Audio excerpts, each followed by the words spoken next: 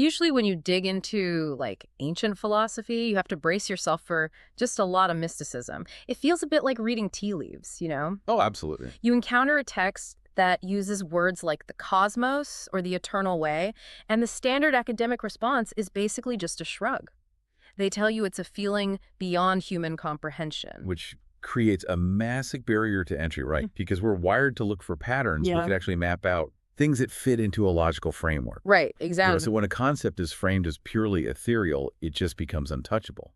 You really can't apply it to your actual daily life. But what if you could? What if you took one of the oldest, most elusive concepts in human history, the Tao, and ran it straight through the lens of modern computer programming? It is such a wild, fascinating approach. It really is. So, we are pulling from a wildly fascinating essay today titled The Program is Running by Suifeng. It was translated by Kang Long and edited by Kacher.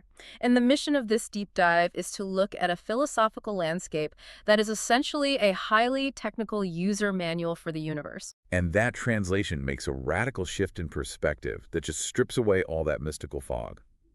We are taking the poetry of ancient wisdom and replacing it with the rigid, undeniable logic of software code. Okay, let's unpack this. There is a core quote right at the top of the material that kind of reorients your entire brain. Yeah, it really sets the stage. It starts with the traditional view, which is fishes are in the water and humans are in the Tao. But acknowledging that the Tao is nearly impossible for most of us to visualize, the source actually updates the operating system. Uh-huh. The modernized translation reads, fishes are in the water and humans are in the program.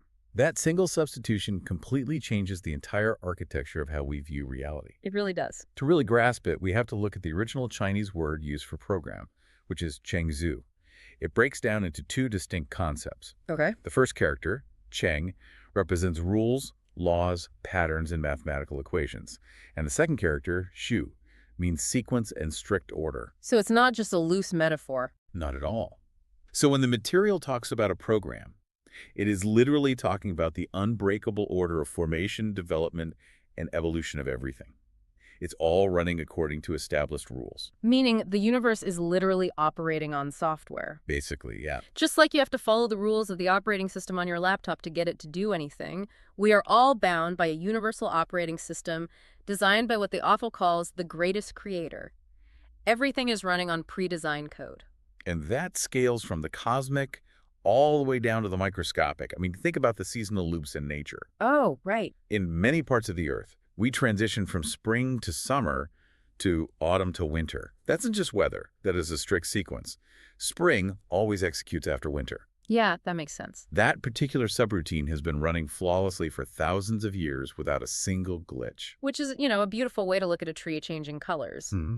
But the existential dread really kicked in for me when the material turned that lens onto human biology. Oh, for sure. It gets very personal. We like to think of our lives as these unfolding, unpredictable stories, but human biology is outlined here as an incredibly rigid program. Fetus, baby, toddler, child, teenager, adult, senior. You go through this process and it is entirely out of your control. Well, and look at the visceral biological triggers that mark those transitions. Mm-hmm. The material doesn't just vague out and say, well, we age. Right, it gets super specific. Exactly. It points to the specific moments a script executes. At a certain age, facial, armpit, and pubic hair begin to grow. Women start their menses at a specific programmatic milestone. It's just code executing. Yes. When a child is born, the mother system automatically begins to lactate. And eventually, a woman reaches menopause, the frequency of menses winding down until the program terminates that specific function completely.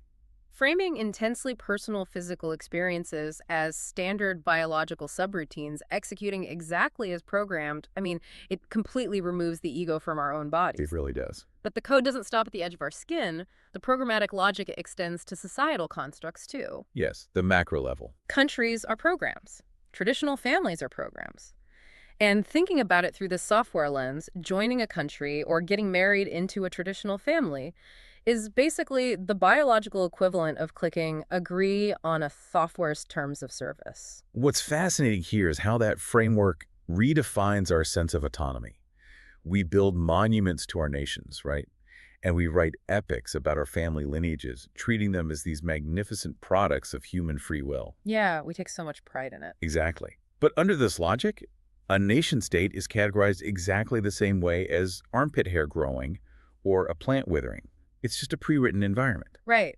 You scroll through this massive terms of service document you barely understand, which is the culture and the laws of that nation or family. You blindly click agree, and suddenly you are bound. You're locked in. You are subjected to taxes, cultural norms, familial obligations.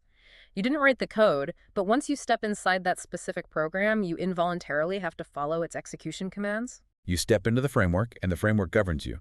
You are executing the culture's code, not your own. Okay, but this is where I start throwing up red flags. Uh-oh. Let's hear it. If I'm wandering around locked into this massive involuntary terms of service, how does the system process my inputs? If everything from the seasons to my family structure is pre-programmed, do my actions, my actual choices, do they even matter? They matter entirely because causality is the core algorithmic function of the system. Okay, how so? The concept of reap what you sow is introduced here not as a vague moral guideline you learn in kindergarten, but as a hard-coded mathematical equation. Melon yields melon. E Niels bean. You will not get a banana if you input a melon seed. Exactly. It is a one-to-one input-output mechanism, and that scales directly to human behavior. Honesty attracts honesty. Treachery attracts treachery. So it's basically programmatic karma. Sort of, but highly logical. If your objective is to control other people, the program dictates that the output will be you yourself being controlled. If you deny freedom to others, your own freedom is revoked. It's an automatic rebalancing of the ledger.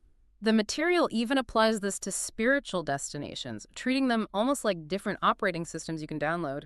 Seeking Buddhahood yields Buddhahood, but admiring beasts yields a beastly nature. It's fascinating. Yeah, furtiveness and deceit run a corrupted code that turns you into a ghost and leads to a hell state, while integrity runs clean code that makes you a celestial and leads to heaven. It's all just data processing based on the inputs you provide. But let me push back on this, because I know you listening to this deep dive right now are probably thinking the exact same thing. Go for it. Calling this observation of executing code sounds like a very clever rebrand for a psychic reading.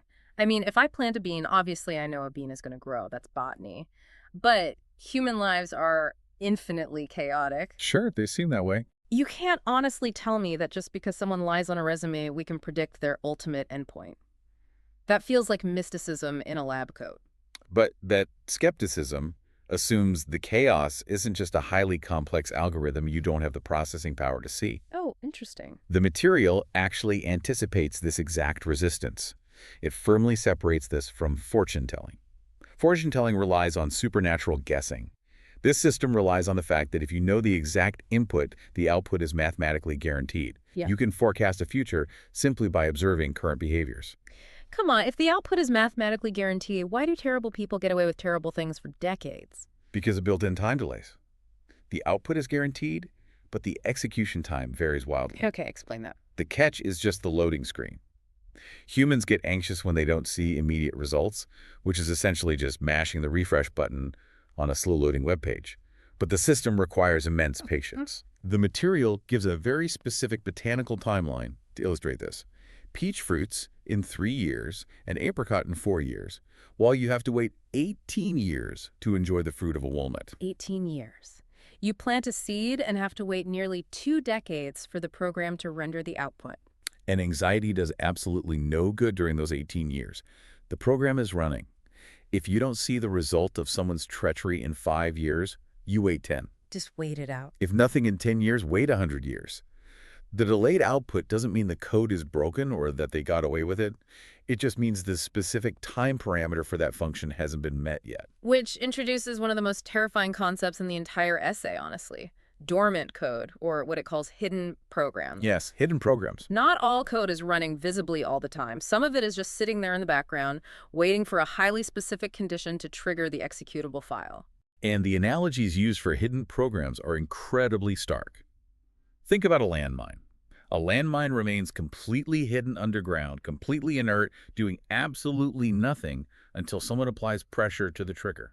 Wow, yeah. The physical condition is met, and the explosion program activates instantly. The text also brings up drinking potassium cyanide, which is such a visceral example. It is dark, but very effective. The poison is inert in the bottle, but the second you drink it, the condition is met and the program runs with brutal efficiency. Your organs experience agonizing pain, you foam at the mouth, and you bleed to death.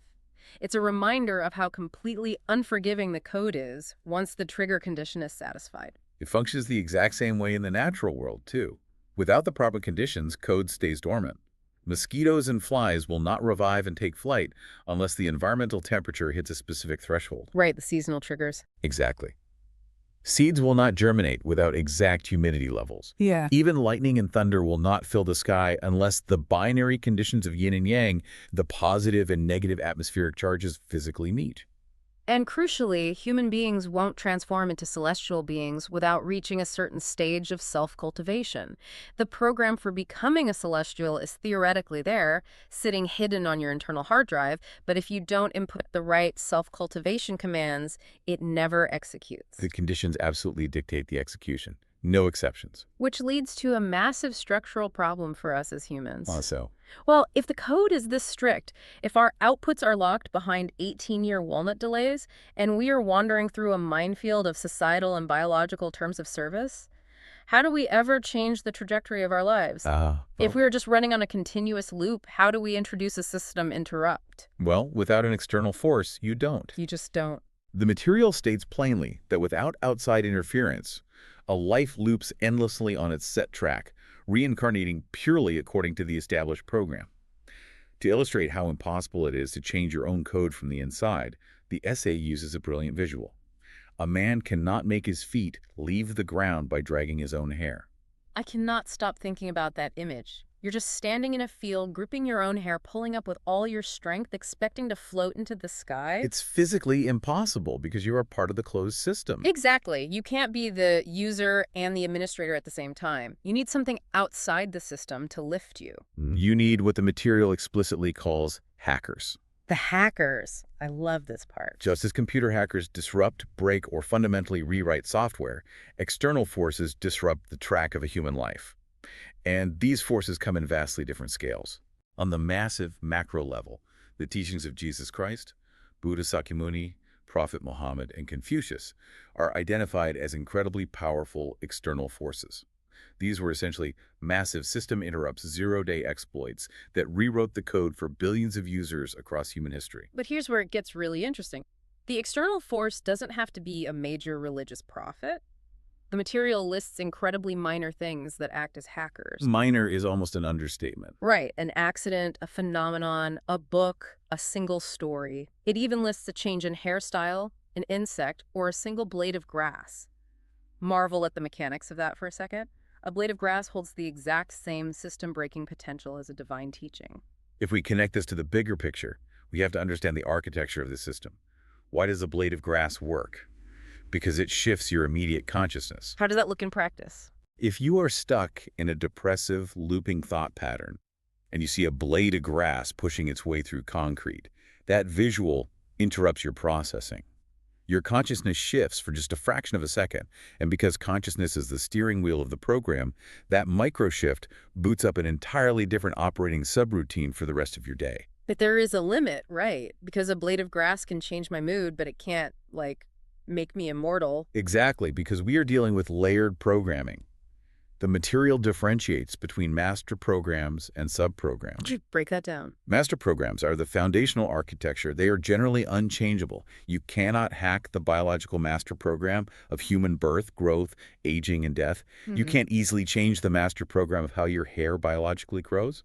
But subprograms, those are highly flexible. So changing your hairstyle is hacking a subprogram to change how society interacts with you. Yes. Or curing someone's short-term depression by offering inspiring words. That is, you acting as an external hacker on their subprogram. The foundational nature of life is almost impossible to change, but the direction of that life is entirely hackable. There's a quote in the material that perfectly captures this. A single conversation across the table with a wise man is worth 10 years of studying books. That is so true. That conversation is a patch to your software. It bypasses a decade of slow processing and instantly reroutes you. And finding the right route is the ultimate goal of all this self-cultivation. The essay reveals that humans have access to 12 different operational programs. We can transfer our consciousness between them. But the absolute highest tier, the most frictionless operating system available, is the life program of the Elysium world. But how do you actually upgrade to that? There's no literal download button. It happens at the crossroads. Yeah. Imagine standing at an intersection with four paths and zero signs. One path leads to a hell state, one keeps you in the human world loop, one leads to the Buddha world, and one to the celestial world. Because there are no signs, your internal algorithm, your consciousness, makes the choice. And the moment you choose a path, the program for that specific destination activates immediately. It grabs hold of you and starts pulling you down that route. So you steer entirely through your state of mind. Exactly. If you possess the consciousness of a human being, if you are obsessed with human anxieties, human wealth, human drama, you stay trapped within the limits of the human world program.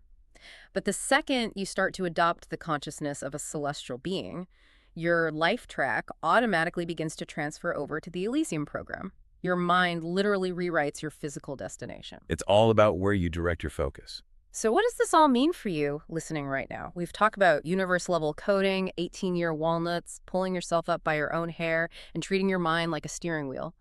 Why does understanding this philosophical matrix matter for how you navigate your actual Tuesday? The practical application of this entire worldview really boils down to trusting the code.